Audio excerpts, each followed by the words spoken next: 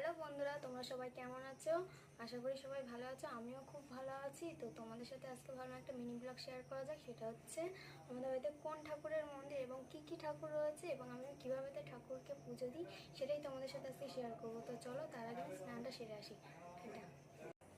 তো আমার স্নান করা হয়ে গেছে, এবার মন্দিরের দিক যাবো। চলো যাওয়া যাক। তো এটা হচ্ছে আমাদের মন্দির, ছোট্ট মন্দির।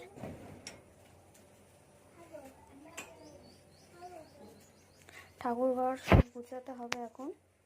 বাসন মেজে, ঠাকুরের বাসন মেজে ঘরটা মুছে তারপর তোমাদের সাথে আবার আসবো। চলো।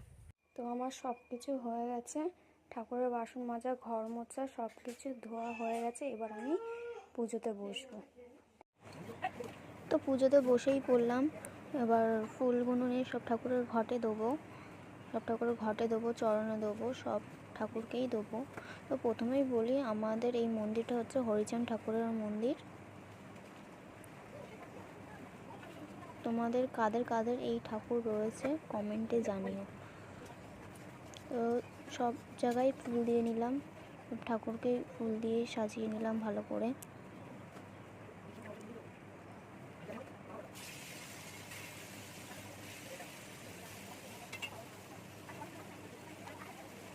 এবার বাবা মহাদেবকে একটুখানি স্নান করিয়ে নেবো, নিয়ে ফুল দেবো।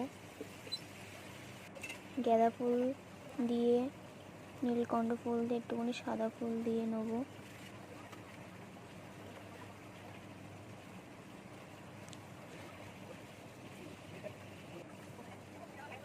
যেহেতু ছিল আজকে বৃহস্পতিবার, তার জন্য ঘটে সিঁদুর লাগাচ্ছিলাম, ঘট বসাবো তাই।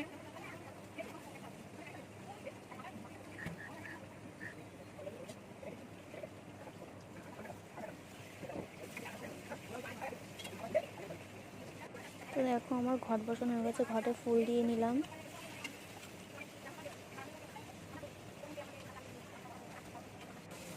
দেখো আমার সব ঠাকুরকেই ভালো করে ফুল টুল দিয়ে গোছানো হয়ে গেছে। কেমন লাগছে জানিও।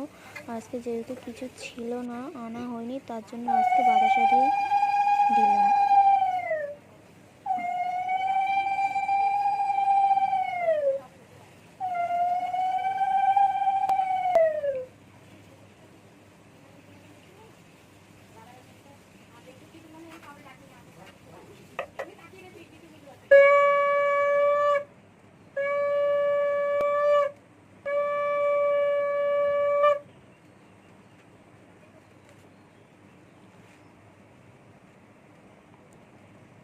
আমার ভিডিওটা তোমাদের কেমন লাগলো? যদি ভালো লেগে থাকে তাহলে অবশ্যই লাইক, কমেন্ট, শেয়ার এবং সাবস্ক্রাইব করবেন। আর ঠাকুর ঘর এই যে যদি ভালো লেগে থাকে, টাটা আজকের মতো।